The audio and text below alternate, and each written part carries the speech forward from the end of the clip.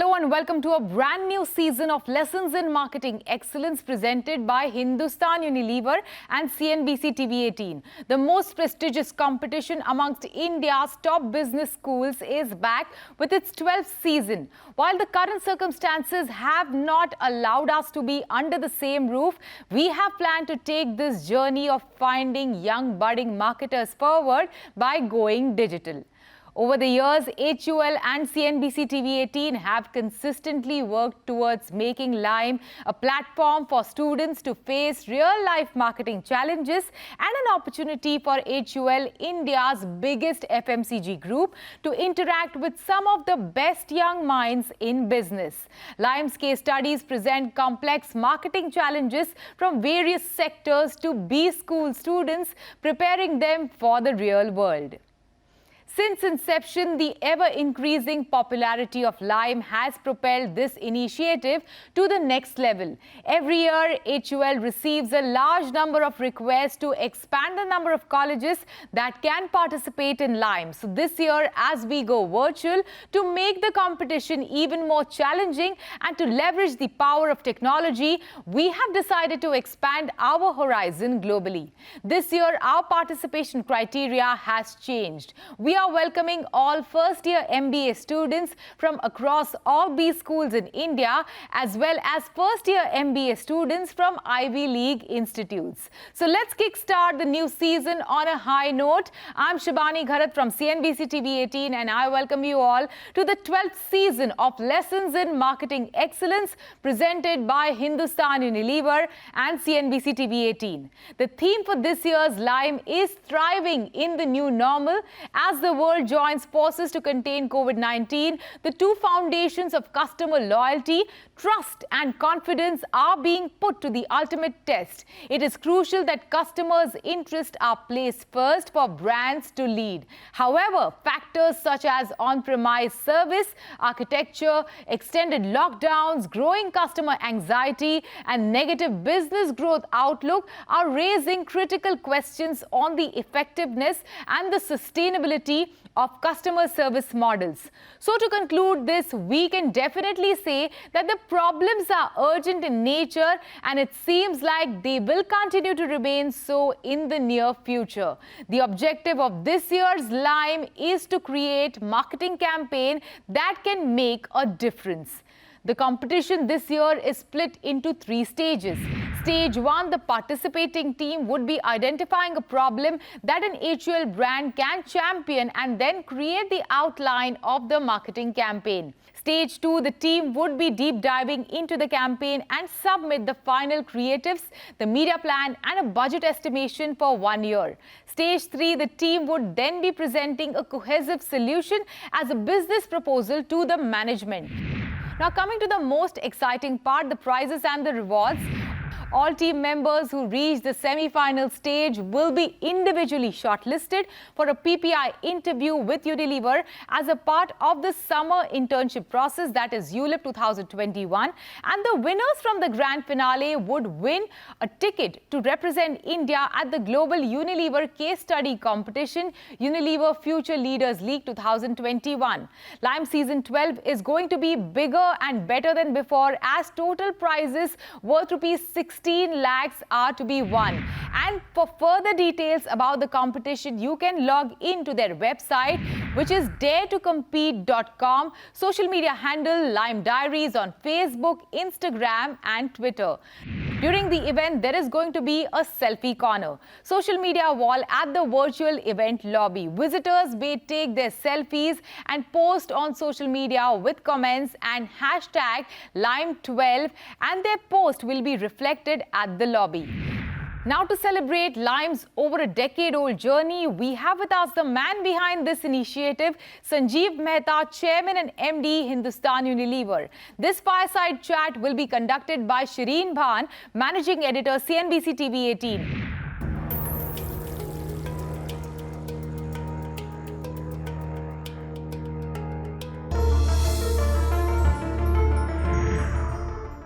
Well, thanks very much, Shibani. Indeed, a decade-plus long journey going on to 12 years now. And who would have thought that in the year 2020 on Lessons in Marketing Excellence, we would be discussing a pandemic and what the world is now grappling with, this new normal. Well, that is the theme this year, Thriving in the New Normal, with a focus on nutrition and hygiene. I have with me the Chairman and Managing Director of Hindustan Unilever, Sanjeev Mehta. Sanjeev, always a pleasure speaking to you, and our partnership on Lime has brought about some really interesting ideas over the last 12 years, and I'm sure, pandemic or not, this year will be no exception.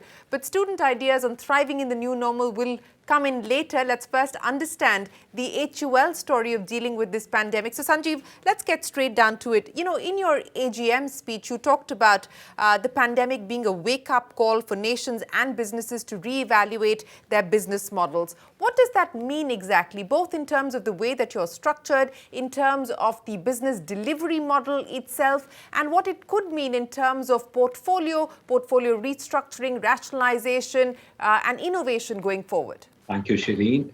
Always a pleasure to speak to you. And you're absolutely right. Lime has become a great property. And irrespective of the fact whether we are in the physical world or the virtual world, I think it would be a great experience for the students. So coming back to your question, Shireen, COVID-19 in many ways has brought home a point that we need to make a new social contract. Which is based on responsible and equitable growth, inclusion and social justice. And the transition will have to address all the convergent issues. If we go back to the financial crisis, I think we were able to save the banking system, but we didn't do anything beyond that. Right. Now I think it's a time for us as a society, as the world, to look at it in a much more holistic way. This will also be very vital because when the vaccines are produced, right, they should not be cornered by the rich and powerful, but there will have to be a fair distribution. And then coming back to business, I think the current model of capitalism with its unidimensional focus on quarterly results and winner takes all will have to change.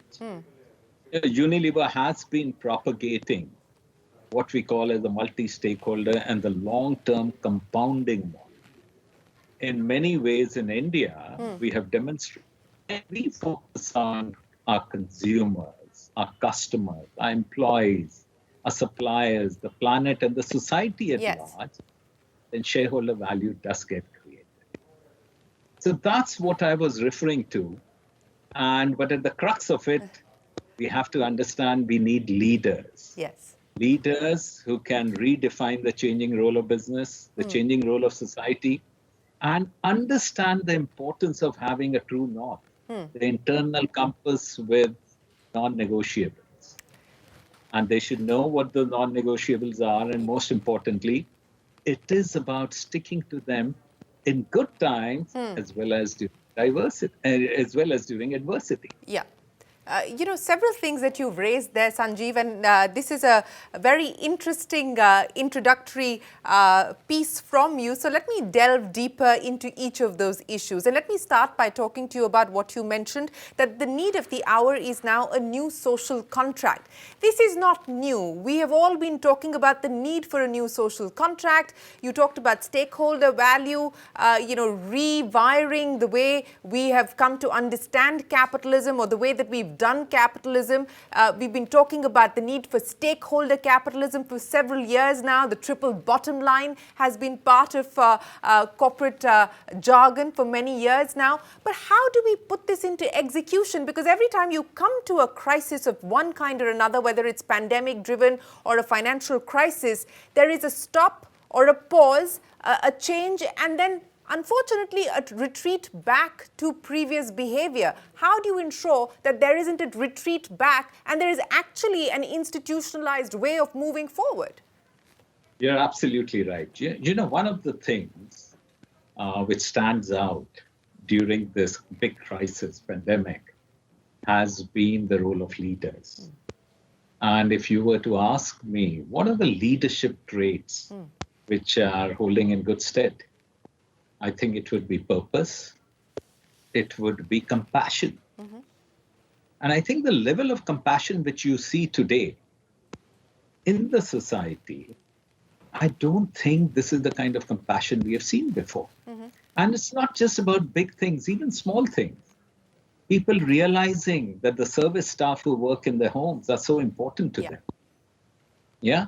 People realizing that the workers who work in the streets of a country, keeping it clean, ensuring that the drainage system works, that's so important for us.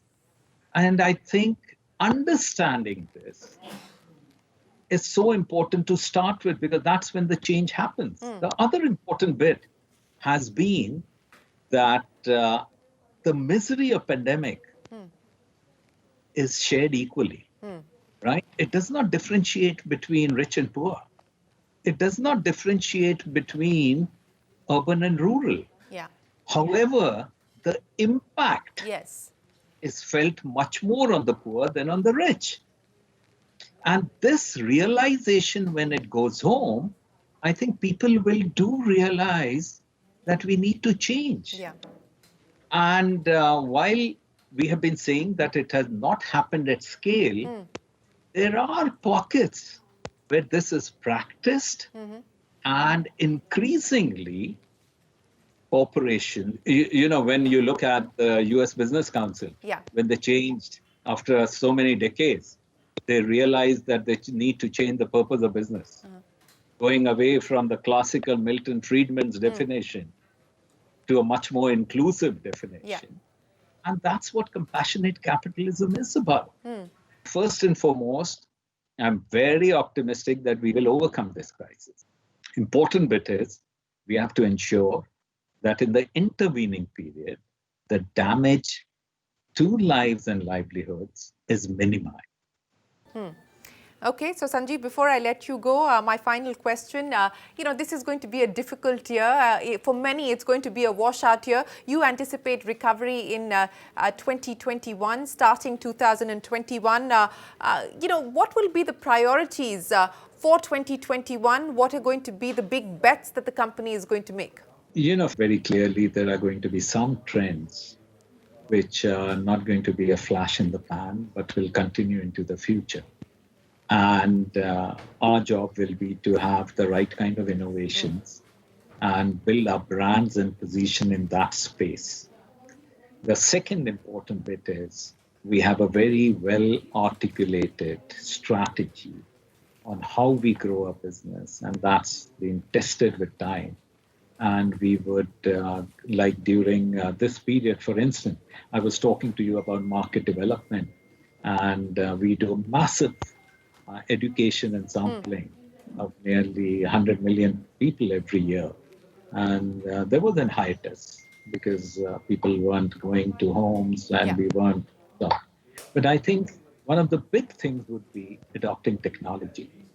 About 4 or 5 years back, we started an agenda called Reimagining HUL, which was based on using data and technology to reinvent our entire value chain. Right. And we've seen good deal of progress happening. And what is this crisis going to give is a further impetus to how do we reimagine HUL? How do we make HUL much more agile? Yeah. How do we bring in more speed into HUL? Yeah. And the entire thrust will be that this is a company which has been loved by consumers, and we would want the consumers to keep loving it. So we become future fit from a portfolio perspective, from a capability perspective, and also from a talent perspective. And that is why Lime remains so important for us. Absolutely. And that is the perfect note then to wrap this conversation. Sanjeev Mehta, always a pleasure. Appreciate you joining us here on CNBC TV 18. And we look forward to this year's edition of the Lessons in Marketing Excellence. Thank you so much. Thanks, Sanjeev. Thank you, Shireen. Thank you, Shireen, and thank you, Mr. Mehta, for setting the tone for the evening. Next up, we have Dr. Hemlata R, Director, ICMR, National Institute of Nutrition, who will be explaining to us the importance of nutrition, especially at a time when the entire world is fighting a pandemic.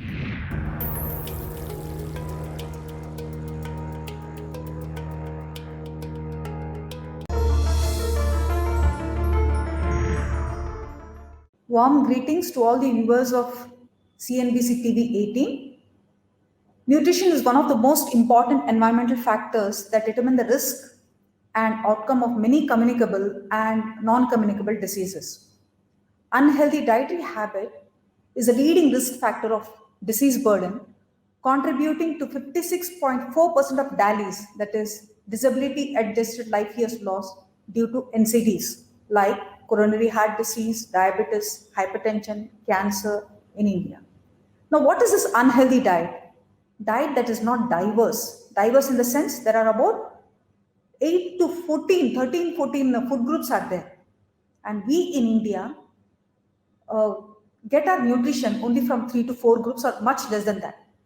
So when there is no dietary diversity, these diets lack in micronutrients like vitamins, minerals, bioactive peptides, phytonutrients, and these unhealthy diets alter metabolism, also promote accumulation of fat tissue around internal organs, including the viscera, thus leading to abdominal adiposity, which is quite common in India. About 50% of the population have this abdominal adiposity.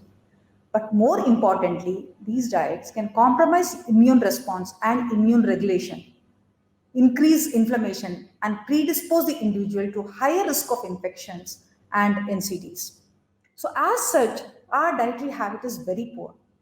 As per our data, we consume excess amounts of cereals and not enough pulses, legumes, fruits, vegetables, including nuts and milk.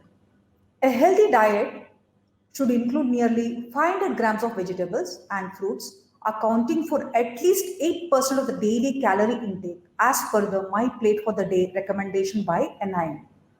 More than 80% Indians do not meet this recommendation. And if you go by data, we are one of the lowest as far as vegetable fruits intake is concerned. We are clubbed along with Ethiopia and Nepal and Pakistan. Our consumption pattern shows that our mean vegetable intake is only 160 grams per day, while the intake should be 350 to 400 grams per day as per the recommendation. And our fruit intake is mere 22.7 grams per day, while the recommendation is 100 to 150 grams per day. And of course, milk and nuts intake, seeds consumption is also very poor. But the effect of poor nutrition is more pronounced when it occurs during fetal life. When a pregnant woman does not get quality food or is undernourished or is overweight obese, imprinting occurs.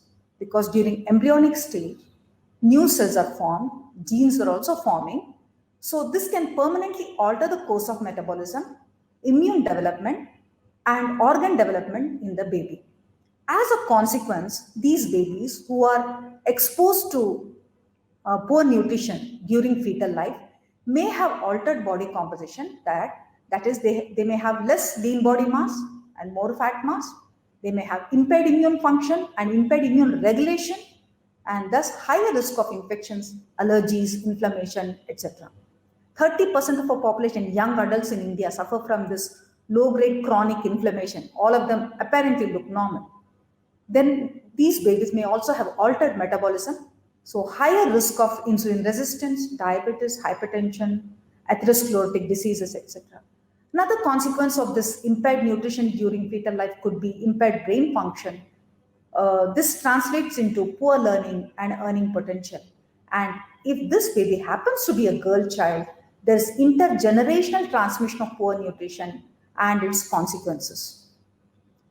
So coming to this SARS-CoV-2 infection, this is one of the respiratory pathogens. There are many respiratory pathogens and many coronavirus respiratory pathogens are also there. And primarily this virus affects the lower respiratory tract. And like all other respiratory pathogens, spreads primarily through aerosols and droplets from human to human. Although a lot of debate and discussions were there regarding how it is transmitted, respiratory viruses are transmitted only through aerosols and droplets from, of course, from animal to human or from human to human. With respect to infection and immunity, it is a vicious cycle. The interaction between nutrition and infection, which is often called infection complex, has been recognized for many years as a major obstacle for health and development. Now, repeated episodes of infection impair nutrition status, and poor nutrition status like undernutrition, anemia, including overweight, obesity, then high-fat diets, they impair immune response. It is a wish. That is why it's called a vicious cycle. One aggravating the other. Undernutrition aggravates malnutrition, not undernutrition exactly, because it can also be overweight, obesity, aggravate the frequency of infections and complications, and infections can aggravate poor nutrition status. Because nutrition needs increase during infection to clear oxidative stress, because oxidative radicals are produced during infection, and also it has to ameliorate inflammation and also support the immune response, because there are many rapidly proliferating cells during immune response. So nutrition can impact immunity in two stages. One is during fetal life, as I already said, when the immune system is developing. Any insult during this stage of life can permanently alter the way the individual responds to any antigen or allergen or pathogen, like viral infection, etc. Then our current dietary habits, because 70% of our immune system sits in the intestine, and this immune system is in close interaction with the microbiome. And microbiome, that is microflora of the intestine, plays a significant role in educating our immune system. Hence, any change in the composition of the intestinal microflora, which can be induced by unhealthy dietary habits such as high-fat diet, high carbohydrate diet, and diets that are lacking in fruits, vegetables, because micronutrients are lacking when you don't take fruits and vegetables, can adversely affect immune response and increase inflammation, and immune regulation may be compromised. Coming to the pandemic, this pandemic has substantially affected food system, healthcare system, our lifestyle, our household income, and national economy as well. At personal level, because of loss of job, loss of income, altered purchasing power, limited access to stores, and also restricted movement, because you often see long queues because of social distancing, and also reduced physical activity because of lack of movement, can lead to higher levels of food insecurity, undernutrition, overweight, obesity as well. Then, of course, as you know well, external factors such as lack of availability of nutritious foods resulting from reduced production due to shortage of labor, then also trade restrictions and supply chain disruptions are there, resulting in inflation, then increased loss due to closure of markets can severely affect the food accessibility and consumption pattern and nutrition as well. But what is interesting is this pandemic has created an unprecedented stimulus. People are looking for direction to improve their nutrition status and to achieve optimal immune function conducive to health and well-being. Now, processed food accounts for nearly 10% of the average total calorie intake, not only in urban, to also a large extent in rural areas as well, in the form of biscuits and chips. Strong marketing by food industry, easy availability, then affordable takeaway food chains deter the young Indians from healthy food habits. Now, this is the best opportunity because people are now motivated and they are interested in knowing about good nutrition. The heightened motivation seen now to acquire good nutrition should be used effectively to disseminate evidence-based knowledge to improve dietary diversity and sustainable healthy diets. Also, policies that aim to reach nutrition and micronutrition even to the last person in the remotest corner of the society are in place. This is the time to implement them with more vigor. The cost of poor nutrition, the cost of good nutrition people think is heavy, but actually in fact, the cost of poor nutrition is high. It leads to premature death, it strains the health system because we are predisposed to more diseases, and thus it impedes the economic progress, curtails not only the household income, but also national GDP. The GDP can also be compromised because of poor health due to poor nutrition. Nutrition is a smart investment. For every rupee invested on nutrition, there is a return of INR 38.6 as per the budget and governance accountability calculation. Good nutrition is a resource that surpasses the individual and influences the family, the community, The benefits are felt at community level and at national level. Coming to hygiene, large-scale public awareness campaign then which promoted hand washing behavior, hygiene practices, then physical distancing and the use of face masks, using posters, videos, has to a large extent contained the spread of infection, at least in the beginning stage, and of course even now. Population level approaches are estimated to cost an average 5 times less than individual interventions, with early returns on investment and reducing costs on the health sector. Once again, here we see unprecedented motivation to practice hand washing and hygiene. This is palpable. Good hygiene will not only serve as a barrier on human-to-human transmission of COVID-19, but also other respiratory infections, particularly with respect to tuberculosis, which is quite rampant in India. Even tuberculosis is transmitted through droplets and aerosols. And the same mechanism, hand washing, and whenever you touch fomites, you clean your hand. These can prevent tuberculosis and also other gastrointestinal infections, which are through fecal-oral route, such as rotaviral diseases, typhoid, cholera, even parasitic infections, which are known to cause anemia in India. 50% of our people suffer from anemia. Therefore, this hygiene practice, which is very important, now people are learning, if it is continued, we can contain many other infections, not just COVID-19. So, and also one more thing to be remembered is, not only frank infections, what I mentioned now, but good hygiene can also reduce undesirable inflammation. Now, studies have shown that children living in poor environments where hygiene is poor and open defecation is common, they are regularly exposed to high doses of bacteria that may not cause frank diarrhea or frank gastrointestinal infections, but certainly stimulate low-grade chronic inflammation. This has been observed in our studies. So inflammation, by now you know, causes many consequences, but also downregulates growth factors and thus impairs normal growth in children. Hence, personal hygiene, if continued, can have huge impact on nutrition status and anemia. Also, water, sanitation and hygiene, the WASH program initiative, which aims to improve access to clean water, sanitation and hygiene, has the potential to improve nutrition and health. The stimulus to follow good nutrition and hygiene during this period, if continued, has the potential to contain many other infections apart from COVID.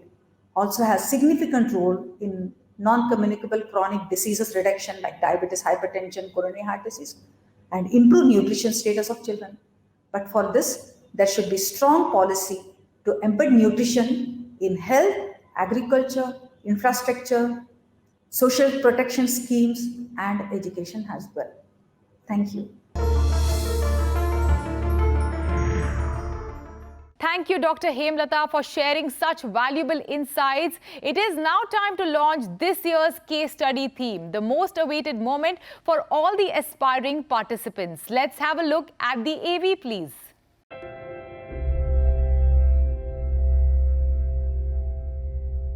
Hi everyone, welcome to Lessons in Marketing Excellence Season 12. This year is a different year.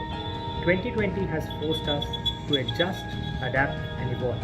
And when the Lime team sat down this year on a video call to decide what's the theme, we were very, very clear. The Lime Season 12 theme is thriving in the new normal.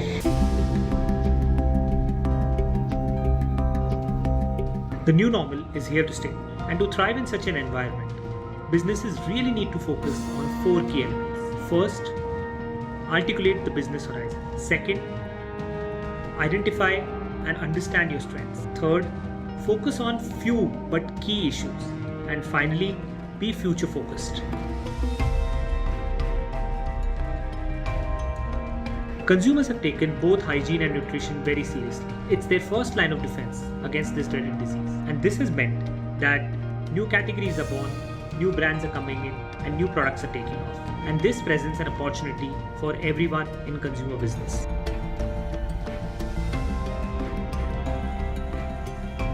My biggest advice to all the participants out there is keep it simple. Focus on few key issues. Go deep instead of going wide. Some other elements I would like you to focus on. First, identify your TG and understand what are their triggers and what are their benefits. Second, choose a brand carefully and choose it for its strengths. When this pandemic hit us early in the year, no one knew what was in store. But as the year panned by, we've seen so many changes. The way we work has changed. The way we study has changed. The way we interact has changed. And of course, this has meant that the way we consume has changed. We at HUL really feel that there are two spaces where we can serve the consumers and help them fight this pandemic. And they are hygiene and nutrition. Third, focus on getting consumer insights, the real ones, because great consumer insights will lead to great products and great campaigns. And finally, find a campaign idea which resonates with your TG. And that's the best way to take any product or any offering to the consumer.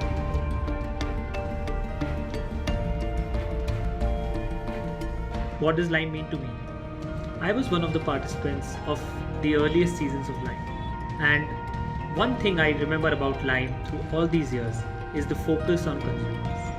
And that's what really matters. I think it's a great place for students to really experiment and really use their theoretical knowledge into something which is real time and real life. So all the best.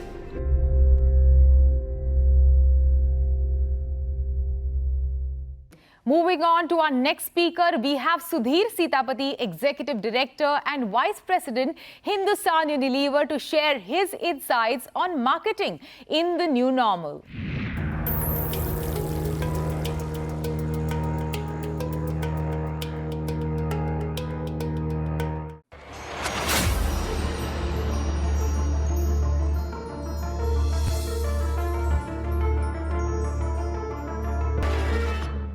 Good afternoon, good evening. My name is Sudhir Sitapati.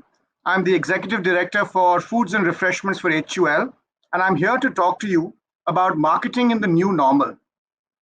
A week ago, I decided to give the excess Netflix watching that I was doing during the COVID crisis and get back to a good old-fashioned DVD. I had this copy of Jane Austen's Pride and Prejudice, which was made into a BBC series 25 years ago. And I spent a few nights re-watching that series. Remember, it was a BBC television series made 25 years ago about a book that was written about 250 years ago. And what struck me while re-watching that series was how contemporary all of it felt, how the stories felt so relatable in today's day and age. Every character in the book and in the series, I could relate to a current person whom I knew, to a situation that I was involved in. And I realized how timeless Jane Austen's Pride and Prejudice is. And just as Pride and Prejudice is an example of a great story that is timeless, good marketing and the stories that good marketing create is timeless. And at times of crisis, it's important to remember that less changes than we think it does, and more remains the same. And so while I talk about marketing in the new normal, I'm first going to talk to you about marketing and only then about the new normal. Marketing is a new profession, but it's not a new vocation. We've had examples of great marketeers through history. Julius Caesar, Christopher Columbus, Nelson Mandela, they were all great marketeers, and I don't mean it in a pejorative sense. They were great innovators, great people, great generals, but they were also great marketers. And they lived through periods of great crisis, often greater than the period of crisis that we're living through now. But the principles that they used in marketing are the principles that great brands use in marketing through history. And I identify those principles as three simple principles. First, identifying unmet consumer needs. Secondly, developing solutions for those needs. And then thirdly, telling compelling stories around their solutions. None of this changes during the period of COVID or the period after it. And let's take examples of each of these one by one. Let's talk about identifying unmet needs. The way to identify unmet needs is basically to have great consumer empathy, connecting with consumers on a day-to-day basis, constantly thinking about them, and then making connections in your mind which are called insights. And this is the very first principle of good marketing, something that doesn't change in the time of COVID. For example, let's take our age-old beauty soap, Lux. Now, Lux discovered many, many years ago that when people imagine they met film stars, the first question they would ask the film star was, what's the secret of your beauty? And that's how Lux was born and marketed for many decades as the beauty soap of film stars, which gives the secret to their beauty to consumers. And so the role of meeting unmet needs through consumer insights and consumer connect is the first big task of marketing.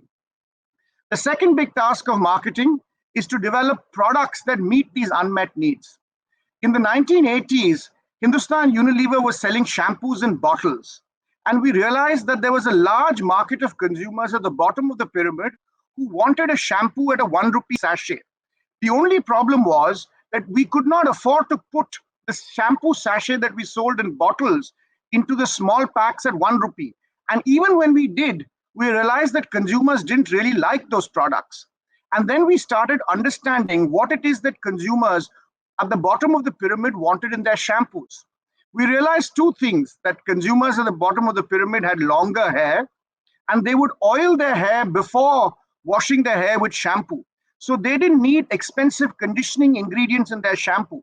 What they instead needed was, tough cleaning ingredients. So we were able to redesign our shampoo by reducing conditioning, increasing cleansing for longer hair, and market it to lower income consumers at a price they were willing to pay. And that was an example of a product delivering an unmet consumer need. Or take the third example, which is of telling stories. Some of our brands have done great jobs telling stories about the products they sell for many, many years. Take Surf Excel, for example. Surf Excel started its early part of its history by talking about how good it was at removing stains. And in 2005, rather than telling people how well Surf Excel removes stains, Surf Excel moved on to telling stories to people about stains. And we came up with the idea that while for adults, stains are accidental, and they often don't like it, for children, stains are usually a consequence of learning. And we came up with the idea of Daag Achhe Hain, with the storyline which we've continued for 15 years of Agar daag lagne se kuch acha hota hai to daag achhe hain. So these three principles of identifying unmet consumer needs, developing products that meet them, and then telling simple, compelling stories don't change. And that's not going to change either during COVID or after COVID. So that's what's not going to change in the COVID period. Let's now ask the question, what is going to change? There will be temporary changes in the short run, and there will be long-term changes in the long run. We have to firstly be able to distinguish between them and act accordingly. And this will only come from continuous, regular contact with consumers. Over the last several months, I've spent a lot of time along with my team not being able to meet consumers in their house, which is what we would do prior to COVID. So we've been having extensive conversations with consumers on Zoom and on Google Duo and on WhatsApp, but we've still not lost the touch with consumers. And that's the most important thing in the time of COVID, because if you're in touch with consumers, you'll know what to change and what not to change. What's changed in the time of COVID and what have we seen? One of the things we've realized in HUL over many years is it takes about 21 days for a habit to change. And we've had several 21-day periods since March 23rd. So you can be certain that some habits are going to change. I'm not Nostradamus and I can't predict what habits are going to change, but certainly a lot of us are going to work a lot more from home in the future and a lot less in office. We're going to travel a lot less and do a lot more meetings online. We're going to do a lot more of eating in and probably a lot less of eating out.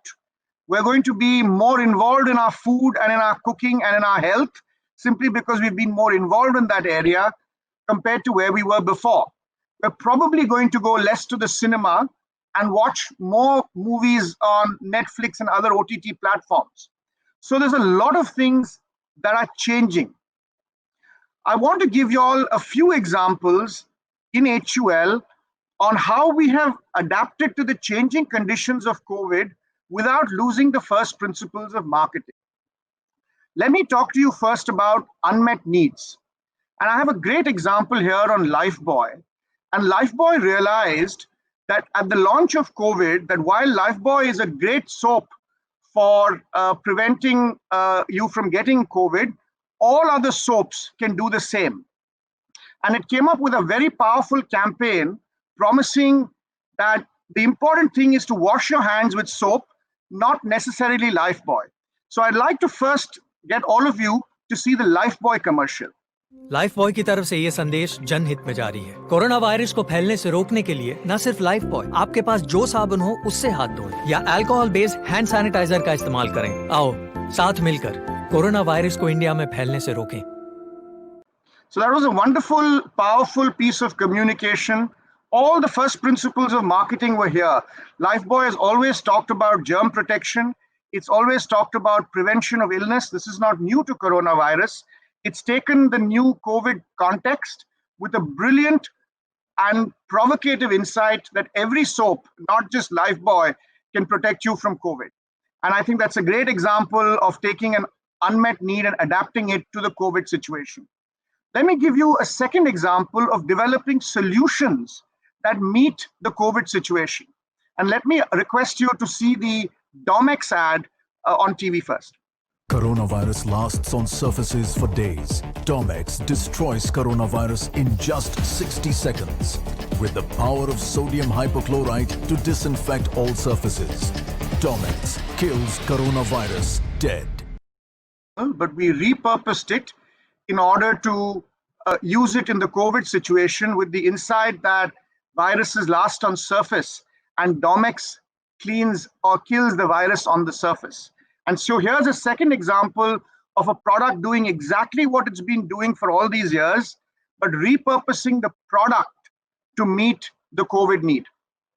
Let me now talk to you a little bit about stories.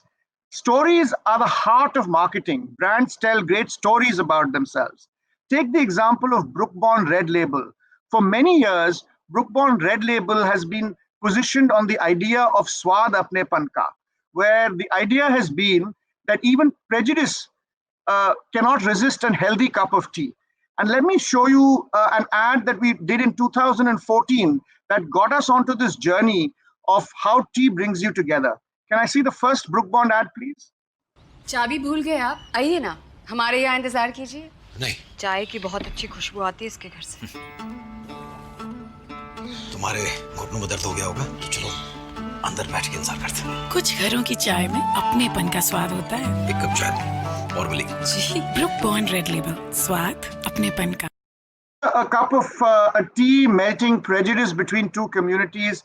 A very successful launch ad for Brooke Bond Red Label in 2014.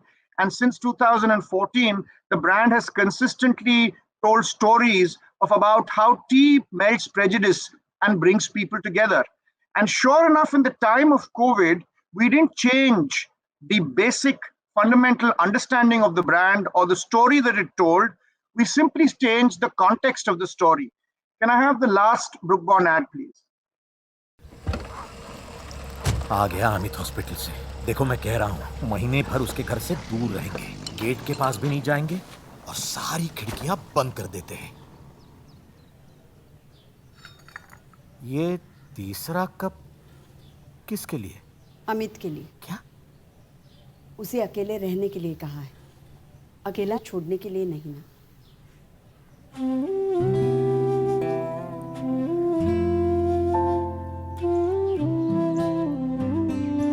हम दूर रहकर भी अपनापन दिखा सकते हैं। Brooke bond red label, स्वाद अपनेपन का। Thank you. So there you have an example of a story that was extremely consistent with what the brand did in the past, but has just adapted itself to the COVID situation and to the current prejudice that many of us should not be exhibiting towards recovered COVID patients or COVID patients. So these were three examples of brands that took fundamental marketing principles of either meeting unmet consumer needs through insights or developing great products or telling great stories, stuck to what they've been doing in the past, and adapted it for the COVID situation. The world has seen many, many crises in the past, and every crisis that we go through, we think this is the biggest crisis we've faced. That's not true. There have been many of greater significance than COVID, and some great brands have come out of these crisis periods significantly better off. Let's take the example of Horlicks, a brand that HUL bought relatively recently. Horlicks was started in the 1880s as a product for convalescing patients and for infants, and that's how it was sold. During the First World War, it was realized that soldiers on the trenches in France needed a product that was dehydrated so that they could carry on fighting without having, to cook food. And Horlicks made its way to the trenches in France. And from the trenches in France, the soldiers brought Horlicks back to India. And Horlicks has then become a part of our social fabric for the last 100 years now. That was a brand 100 years ago that modified its proposition to a crisis and came out much, much stronger. So all brands that succeed in crisis look at these crises strategically. They don't look at it tactically. They have clarity on what changes, clarity on what does not change, and most importantly, clarity that good marketing does not change. And so my only thing that I'd like to conclude with to you is that the operating word in marketing in the new normal is not the new normal. The operative word is marketing. Thank you very much.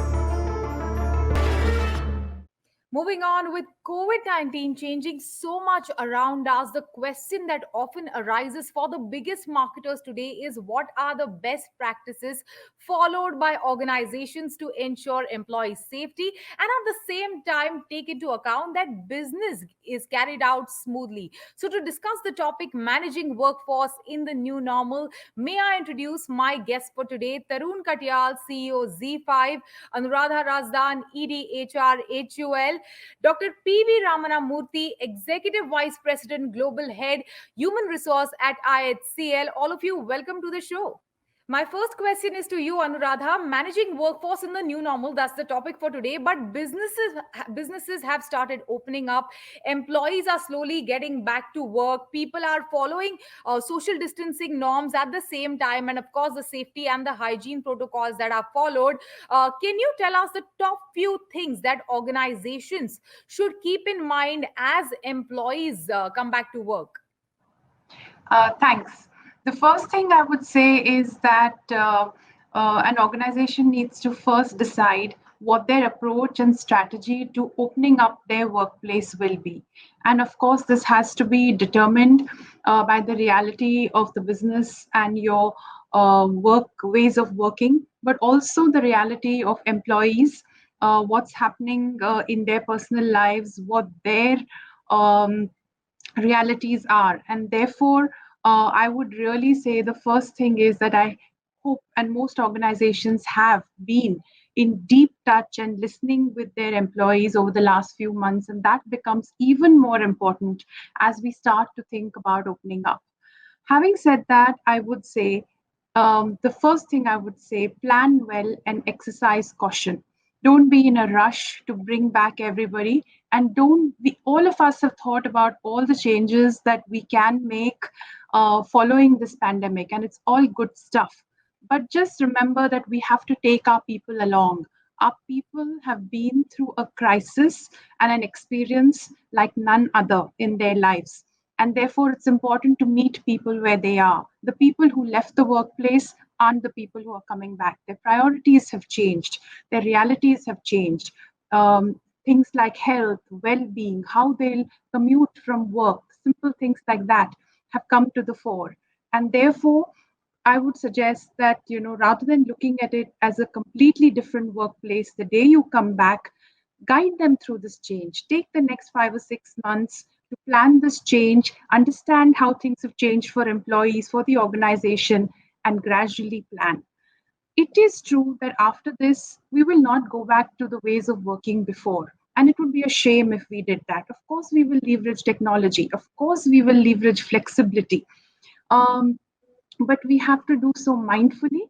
And as we do so, I would say an organization must remember to not forget the culture that has made it successful. And like they say, when you transfer fish into a new bowl, don't forget the water, because that's the glue. And so it's the culture that we must remember to take forward. Okay, and so many months of working from home has clearly changed so much about us, the way in which we work, the way in which we communicate with our fellow colleagues, etc., with our bosses. Before we move on, can you tell us, Anuradha, when are you looking to get employees back to office at HUL? I wish I could tell you a date. I don't have a date. Like I said, we will proceed with a lot of caution, depending on government advisory, but most importantly, the rate of the infection. And once, even when things start to get back to normalcy, we will give it another 3-4 weeks. So in this, we believe a lot of caution. So unfortunately, I can't give you a date. I can't wait to get back to office myself, but I can't give you a date. Okay. Before Anupriya Acharya, CEO Publicis Group South Asia, has just joined us. Welcome, Anupriya. Thank you very much. Sorry for getting late. As usual, last minute connectivity issues, but I'm glad I could make it. Yes, that's the new normal for us. Moving on to Dr. Murthy, IHCL being in travel and hospitality, the day-to-day business for your organization had come to a complete halt during the lockdown. But at the same time, you guys volunteered and opened your hotels to the health workers to support them. What was that like, and what was it to convince your employees, to actually come to the hotels and come forward to help them and support them? Can you share those those insights, and what was that like? Sure. First of all, thanks for having me on this show, Shivani. See, like you said, hospitality industry in general has suffered a lot due to this lockdown, the COVID-19 situation. What happened was, immediately after the lockdown has been imposed, what naturally came out of us as an organization is to support the community. You all know about the fact that the organization supported the medical fraternity by supplying the food and opening up our doors of the hotels for their stay. So that's the natural instinct, like Anuradha has talked about the culture. The culture and values of the organization is that put others first, put the community in front of you and support them when there is a crisis situation. And when it comes to our employees, like I said, it's natural instinct. It's we have in our DNA. Our employees stand by their values and by the values of the organization. What we did during that period, apart from supporting the community, is that we focused big time on the employee health and well-being. We wanted to ensure that our employees are safe and secure, whether they are working in some of our facilities or whether they are working from home. So that was the primary objective of us. And in order to do that, what we have done is, we have taken a few steps. One is communication. Communication is everything, is what we thought. It's communicate constantly is what we have been doing with our employees. To talk about one or two initiatives which we took.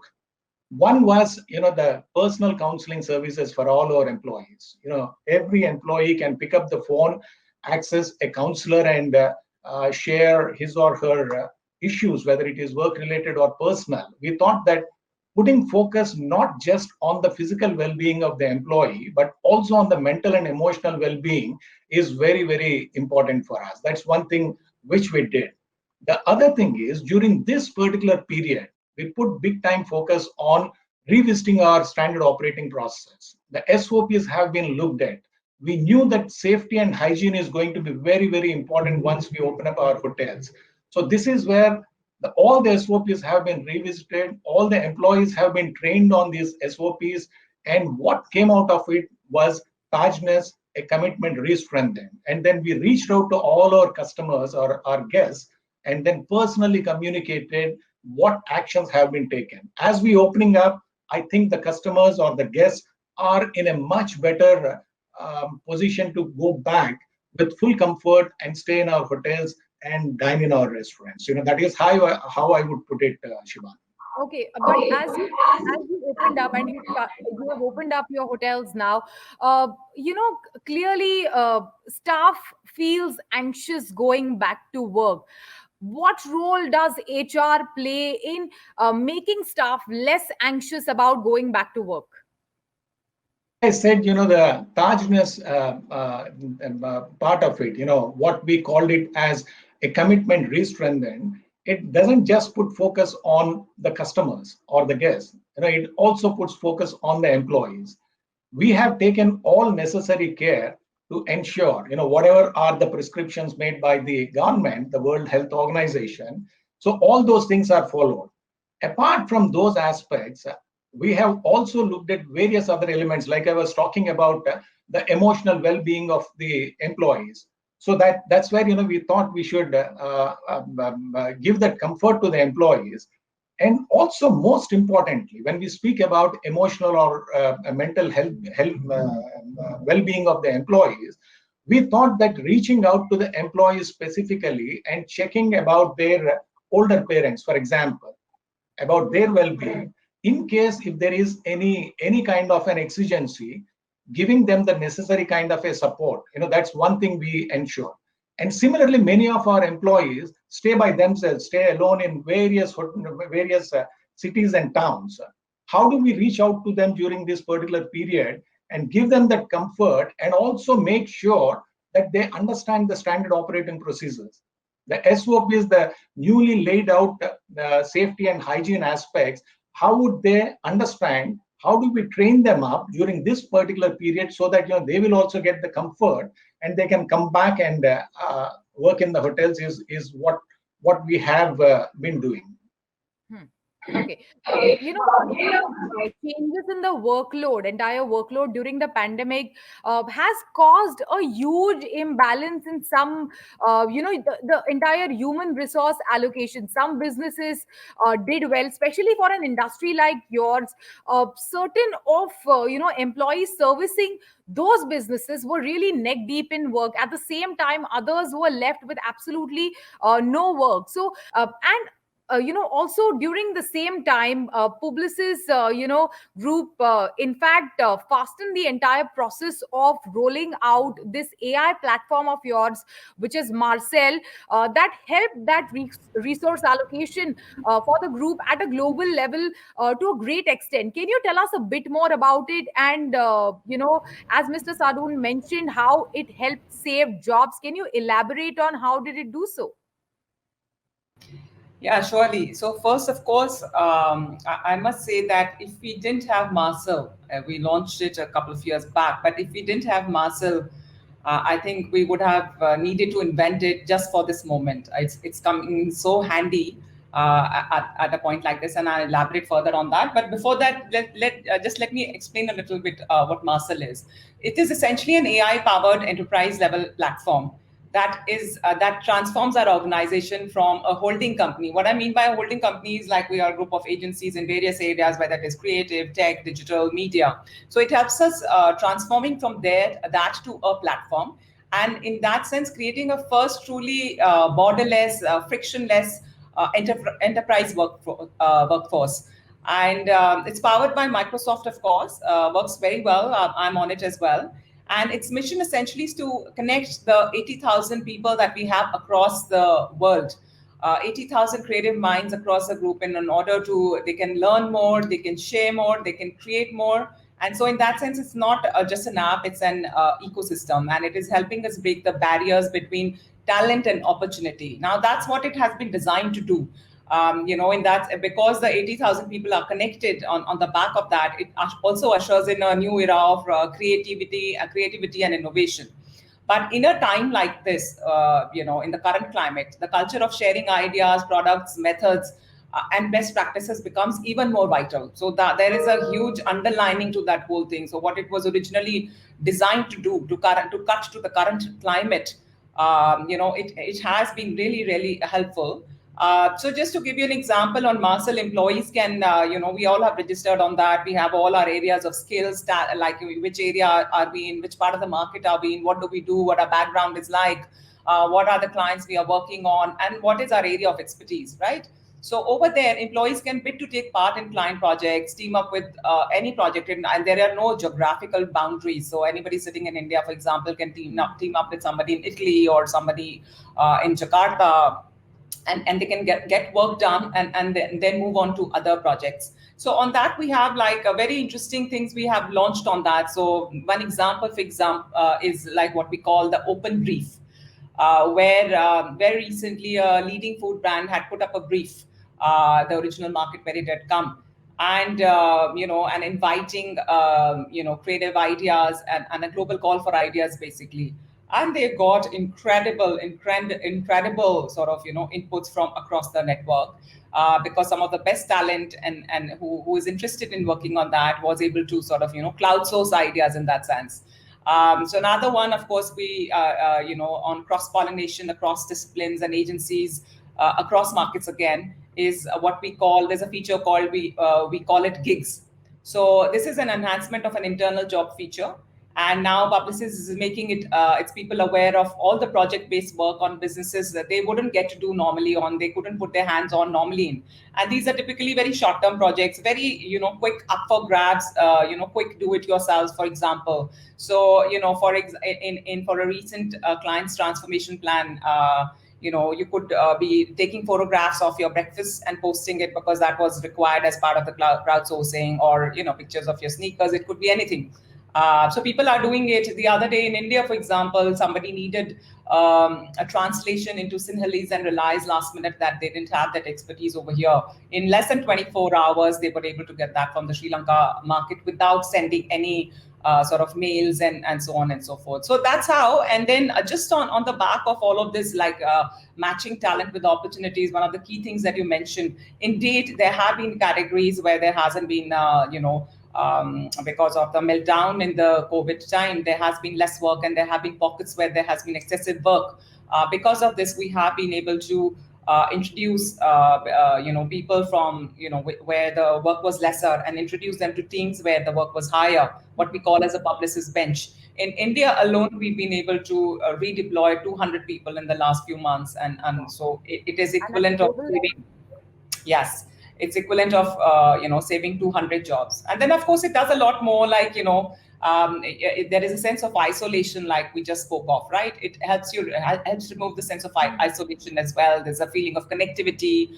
We hosted global set of awards and that. There was a whole ceremony which was live streamed. So it helps you do a lot of things. But I feel that in a time like this, of course, it's like almost like God sent. Yeah. You mentioned 200 people in India itself. What was it at the global level? Because this platform is open to your agencies across the globe. Globally, I presume it would be running into thousands, but I wouldn't have whatever is the latest number. Okay.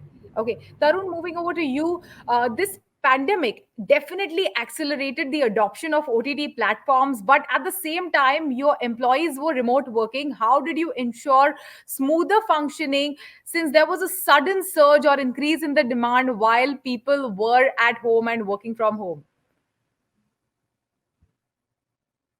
So yeah, we were very uniquely placed than most others. I must tell you that, when we started Shoot, one of the first locations that helped us put it all together was the Taj in Goa, and a lot of our people stayed at the Taj. So thank you so much for all you guys do, and it's been a really, really good experience for most of our people. But coming back to our business, yes, we saw a huge surge of consumption on digital video streaming. Unfortunately, as people got locked in, their entertainment options also got limited.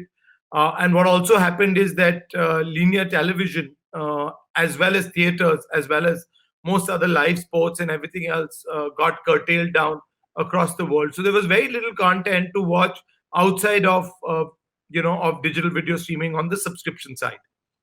But what also happened is that Shivani, is that bandwidth became a big challenge, and the first thing the government came back to us and told us was that we all had to downgrade our bit rates, and that also overnight.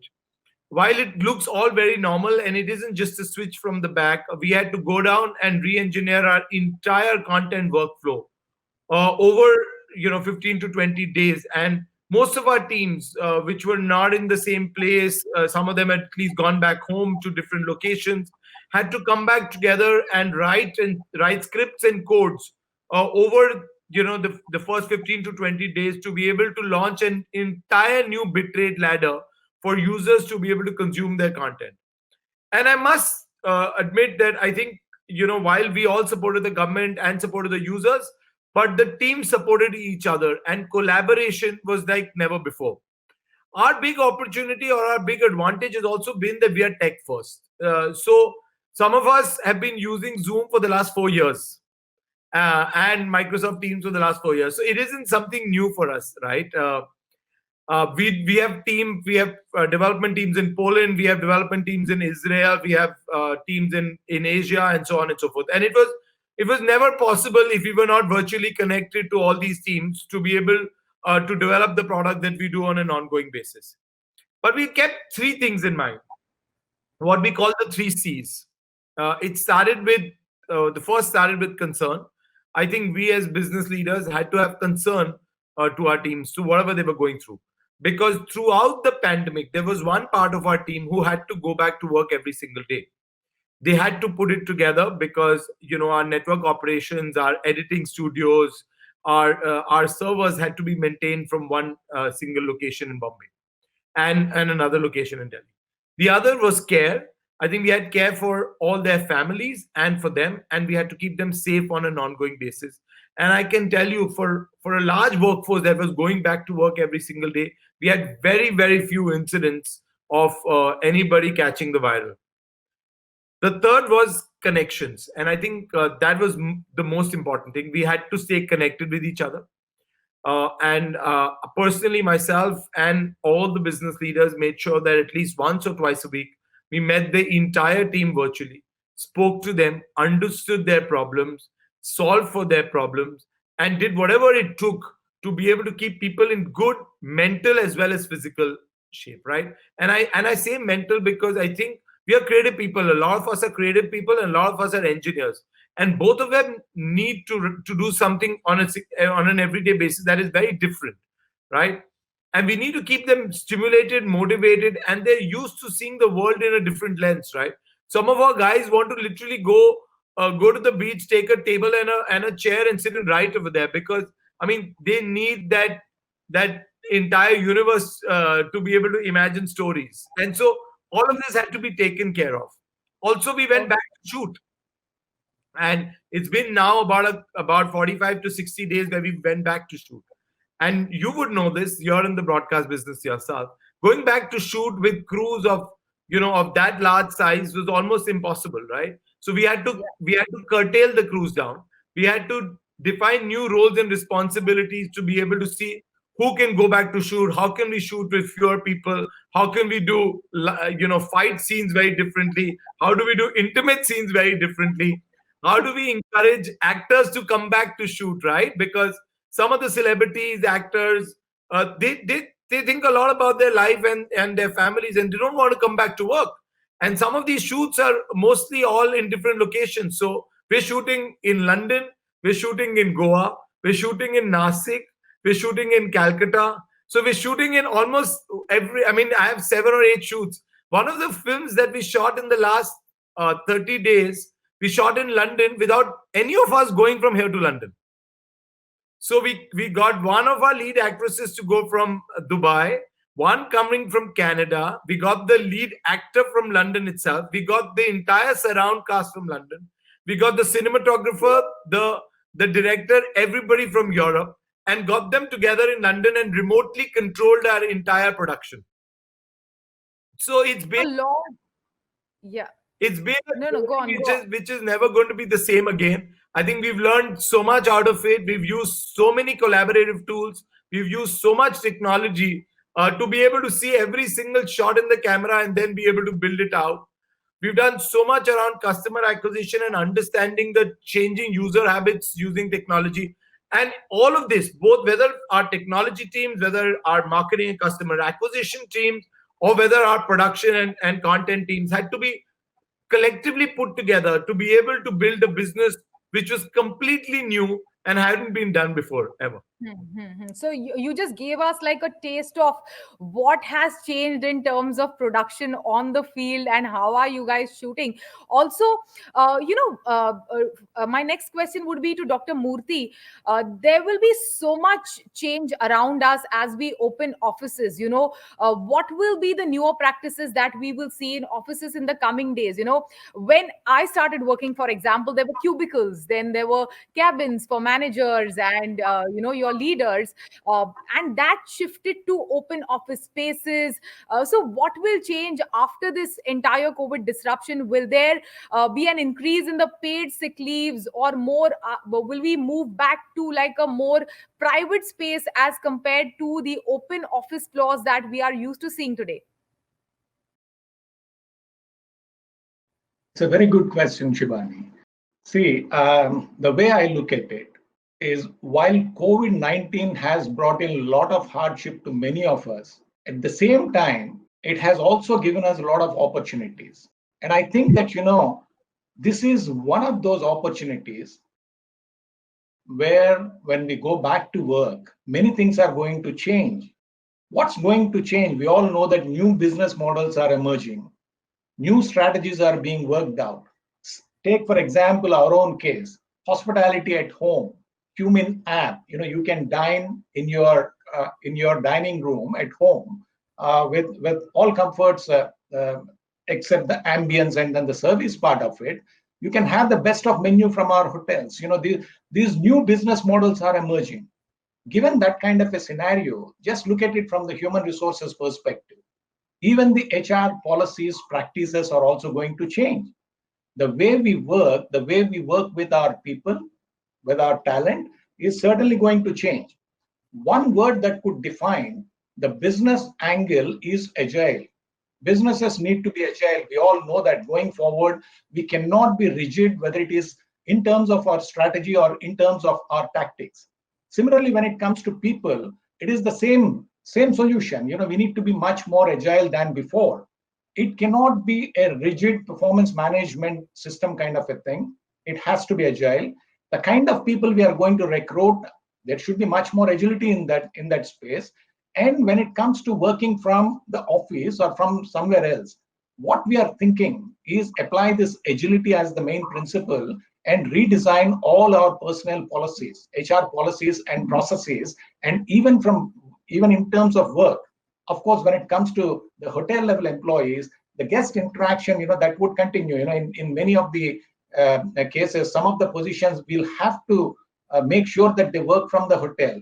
But for all back office functions, let's take, for example, the corporate office, we are trying to redesign to understand as to how can we make sure that our employees can work from their homes or from wherever they are in the world. That's the kind of opportunity this COVID has provided to us. And one last point, that, like I was saying, that it's the agility is the mantra. Apply agility, whether it is talent acquisition, the kind of talent you are acquiring, the way you are making them to work, the kind of performance assessments you are doing, everything needs to be agile in the new scenario. That's how we are looking at it, Shiva. That's a great thought. Agility is what you are looking at. Anuradha, my next question is to you. What will change in terms of talent acquisition in a company like HUL in the coming days? Because this is a question that is, concerning most of the students or most of the, most of the people that I know who are pursuing MBA. So can you just share that? What will change in talent acquisition strategy? So my first sort of call out to all the MBAs and students is to say that what an exciting time to be at the start of your career, at a time when everything that we thought was a given is up for challenge, and you have the opportunity to shape this new future and a new normal. Coming to HUL, I would say that our talent acquisition stays true to our values. We will continue to look for top talent or stunning talent, like we like to say, across the world. And we will engage deeply with our talent, because we believe that talent who joins us stays with us for a long time. And so we like them to know what they are coming into, and we like to get to know them quite deeply over a longish period of time. And now with technology, we can do this. All of this is possible, and you can do it at scale. Earlier, if you had to go from campus to campus for pre-placement talks and interactions, now one can do it very differently to access many more students across many more locations. The first and foremost is that this situation will not deter us from building future leaders. In fact, we were the first company this year to go to campuses and say that we will honor every one of the 100 internships that we had offered. And I'm really proud to say that we gave them a fabulous experience, where each one of them said that they would love to recommend this to any other friend or colleague. What I would say to talent is, of course, we will continue to look for some of the things that we looked before in terms of their functional skills, in terms of leadership. But some other things become really important at a time like this. The first and foremost, I would say, an opportunities mindset, no victim mindset.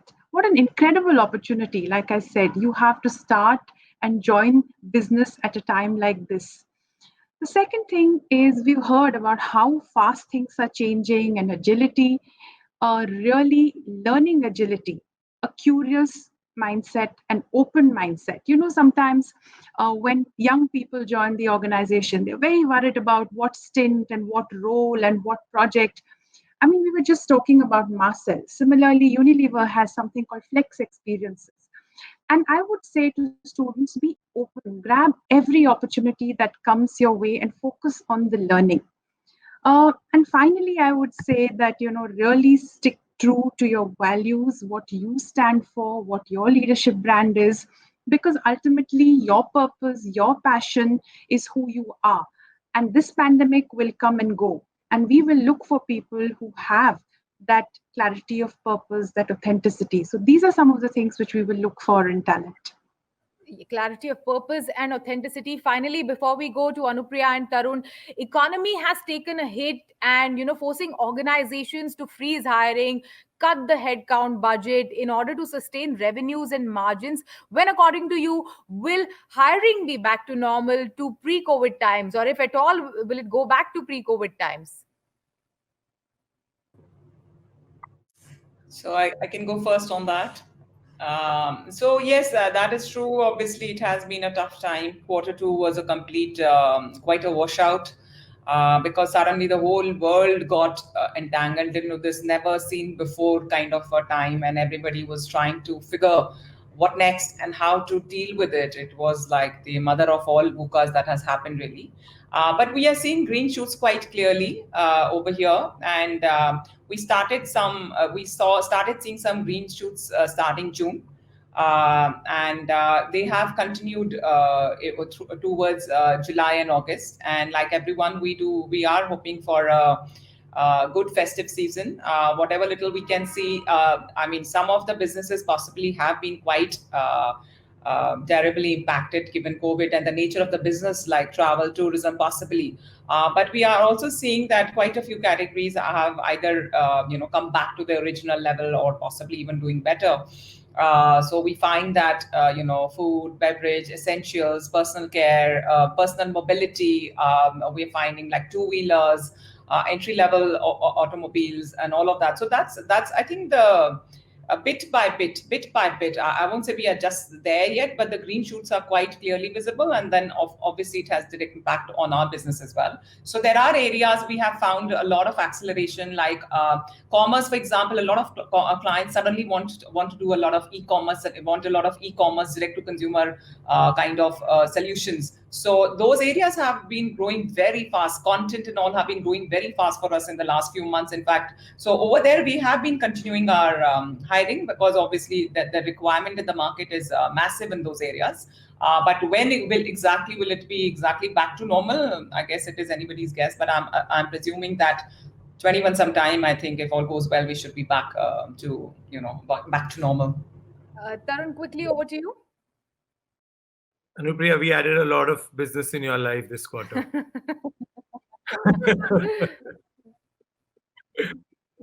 Yeah, so we've been very different, to be honest, and more talent, good talent, very welcome. We, like Anuradha said, we stayed true to our core values. We continue to hire. We've hired about close to 100 people in the last 5 to 6 months, and we need to hire many more. Our business is obviously digitally transforming. Our need for people in engineering, our need for people in product, our need for people in data sciences and data engineering, our need for people in category management has been quite steep. And we're looking for young talent. We're looking for talent which is moderately experienced. We're looking for talent which is committed and passionate, and most importantly, has innovation in their blood, because our business is changing very, very rapidly. I can tell you that we were waiting for this triangulation of data, broadband, video content, as well as the large screen to happen. And we've seen that there has been a tectonic shift of usage of the television now, as they called it, for video on demand rather than for linear already. And, we spent the last 18 months building apps for that platform, but it's now not even enough, and we need to upgrade. We need to add new features. We've just launched a new short form app called Hippie that's in beta, and we want to take that to the next level, because short video and 90-second video is another place that we want to be for both users as well as advertisers. We are building out a new ad tech stack, so the possibilities are really limitless, and we're looking for good talent to come our way. So anybody who's watching this, please reach out to us, and we'll be happy to work with you. All right. Thank you so much, guys. Thanks for joining us today.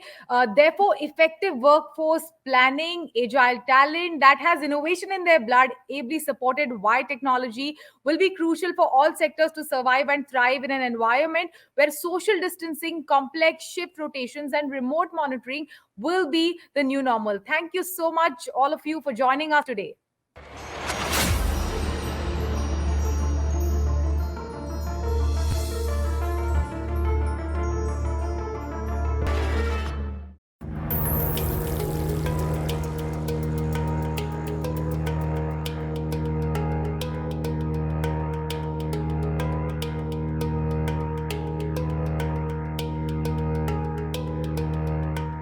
It's time for our second panel discussion, and this is going to be an exciting one. Joining me is a group of ex-Lime participants. We will hear their experience with the show and how has Lime helped them shape their respective careers. Joining me today is Stephen Bright, working with Stellium INC currently.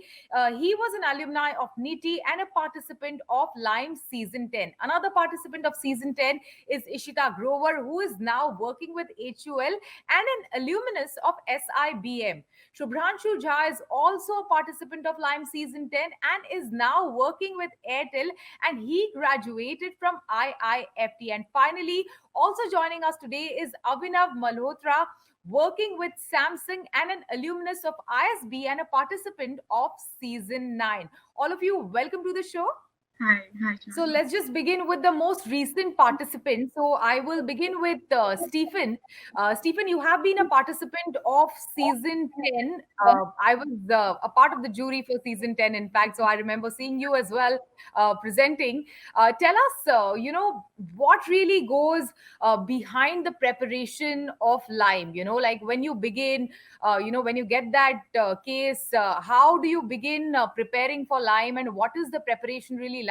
On the preparation front, or when we started the case study, so first thing we get the problem statement, and it's a very small statement, and when you get the statement, first time you read, you get one insight. Second time you read, you get the next insight. And the more number of times you read, the more number of insights you get. So that would be like the first place to start with. Get in love with the problem, or get in deep, put your heads and feet on the problem itself. Get into the feet of the customer, and that's what we also did. And like first time you read, you get a solution. Don't get fixated on the first solution, and like how we did, do a lot of brainstorming, and that really helps in your preparation for the next steps. Okay, so Ishita, over to you. Tell us, what was your journey like for you and your teammates from, let's say, landing that case study to actually presenting for those 7 minutes? Well, I'd say that it was interesting and it was very challenging as well. Because once you get your case study, basically Lime comes in August, and there are also a lot of other case study competitions that are going on at the same time. But you really need to have that clarity that, which are the two topmost 2 or 3 competitions that you need to focus on. And for me and my team, we were very clear that probably HUL Lime was the one. And so, yeah, we kind of put in all our hard work and all the time that we, day and night, especially, we used to sit till like 6 a.m. or 7 a.m. in the morning and then go off to sleep. So we spent a lot of time kind of trying to figure out what the problem is. Like Stephen said, he very rightly said that, it is very important that you understand the problem really well. So even we kind of had lots of ideas, but then every time we went back to the problem statement, we figured out that these are the 10 ideas that will not work, and this is the 11th idea which probably will work. So yeah, overall, it was very challenging. It was interesting. There were lots of rounds as well, and we got to interact with so many people, the judges and people from HUL itself. Overall, the experience was very enriching. And yes, finally, when we went on to win the nationals, that feeling was something very special. And yeah, we felt like all the hard work we did actually give us the results. So we have another participant from season 10. In fact, Subhranshu. Tell us, hi. How did you, Ishita briefly mentioned about managing studies, and staying up till 7 a.m. in the morning and then going to sleep after brainstorming upon the idea. How did you really guys, manage studies? Because, it's tough to study along with making these presentations and actually going on the stage and presenting. So how did you balance the two? So I think time management was the most important skill I derived out of my MBA as well, especially with trying to juggle these multiple competitions and my acads at one hand. And these cases, why they are so important to inculcate in our routine for an MBA is primarily because of their comprehensiveness. You don't get that kind of comprehensiveness in just one marketing course. You get that across 4 or 5 courses. So you're not just creating a product market fit here, you're also testing your proposition through a lot of primary research, and you're trying to run and budget your own ad campaigns as well. So I think that stood out for me a lot, and that gave me a better perspective into the subjects I was really interested in as well. Okay, moving on to Abhinav, who's a participant from season 9. A lot of times, I was not, in fact, on the jury for 9, but a lot of times, during the presentations, we see, these fun videos of, your neighbors from the hostel, or, your own friends or somebody else who is part of some other presentation featuring in that video. So that's quite fun for us to actually watch. But what, according to you, was like that fun, interesting, exciting moment during this whole journey of creating a entire case and presenting? Were there any fun moments? Was there something memorable that you remember? Yeah, of course. So in fact, right at the beginning, right in the start, I remember it was the day before we had to submit our entries, and so my team and I, we had been struggling with the case for about 10 days. And we had many ideas, we discussed it with others, but we thought we weren't able to crack it. We weren't able to really figure out that one thing that set our idea apart. And initially, because you just have to submit a one-pager, right? So we were really struggling with that. I was really, really keen on finding that one idea that set us apart. And so this was the day before that we had to submit. I think we had to submit by midnight, and we were headed to a friend's birthday party, and I was very dejected. So we were headed to his place, and I'd been speaking with my mom. So this was I'd been speaking with her for some primary research purposes, and I was on call with her, and she gave me an idea, and that I was discussing it with my partner, and I was headed to the party with him because we'd been discussing the case. And immediately something clicked while we were discussing, and we ran back. And I think in 15 minutes, we scrapped everything that we had so far. And we quickly put together some guesstimates and a quick go-to-market strategy, and we sent that. And that is what took us till the finale. My next question is to all of you.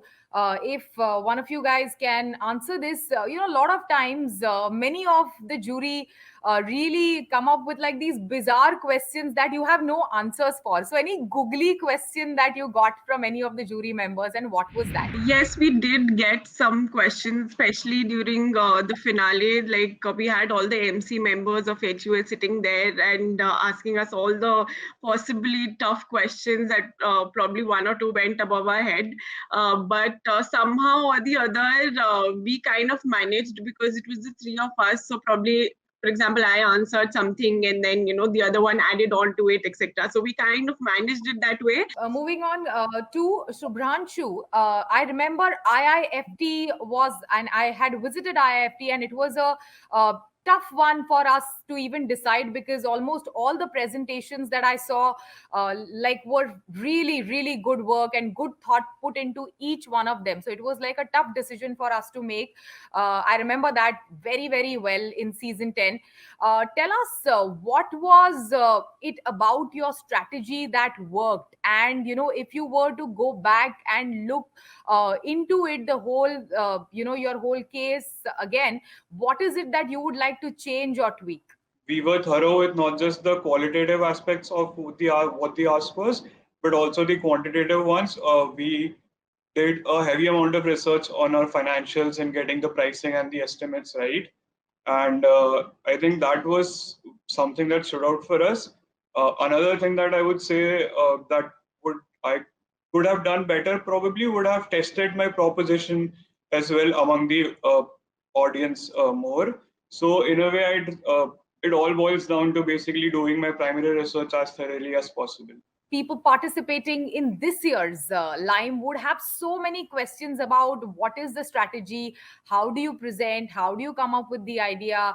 So I would like one tip from each one of you to understand and to let those who are interested in participating and those who are participating this year. I want tip from each one of you to how to go about coming up with that idea, coming up with that solution, and finally presenting. So my tip would be that whatever ideas that come to your mind, don't just put it just as it is on the presentation. Please refine it, because everybody, for example, would have made a TG, but how refined your particular slide is what matters.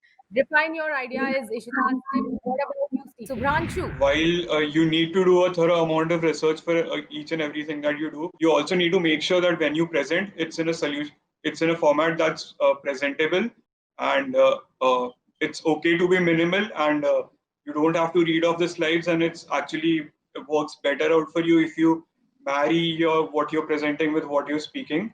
And that is one aspect that I think that a lot of people could benefit from focusing on. Stephen? I would suggest have a very open mind. When you start the case study, you get very enthusiastic and immediately some solution comes to your mind. Don't get fixated to that. Have an open mind to say no to the solution at any point of time. Finally, over to you, Abhinav. What do you think is the tip? What is the tip that you would like to give? What I would say is look at differentiating your idea. Because sometimes what will happen is that, and this happened with us in our first round, we thought that we had a very novel idea. So just being able to deliver that novel idea and communicate it was enough. In the second round, I did not think we had, our approach was significantly different from what others would be doing. So we had to find another way to differentiate ourselves. And it could be you could give a very detailed marketing communications plan or very detailed financials, or you could, I've seen some teams even prepared jingles and presented that, like they'd made videos and stuff. So really to make your idea stand apart and like just work on differentiating it so that at least when at the end of 5, 7, 10 reviews, the judges still have some way to recall and remember your idea. So your ideas need to be differentiated, presentable, flexible, and refined. Thank you so much again for sharing these insights with us. And thank you, viewers, who joined us virtually today. Lime Season 12, presented by Hindustan Unilever and CNBC TV18, is definitely going to be bigger and bolder this year. With that, it's a wrap from our side. Until next time, stay safe and stay tuned to CNBC TV18.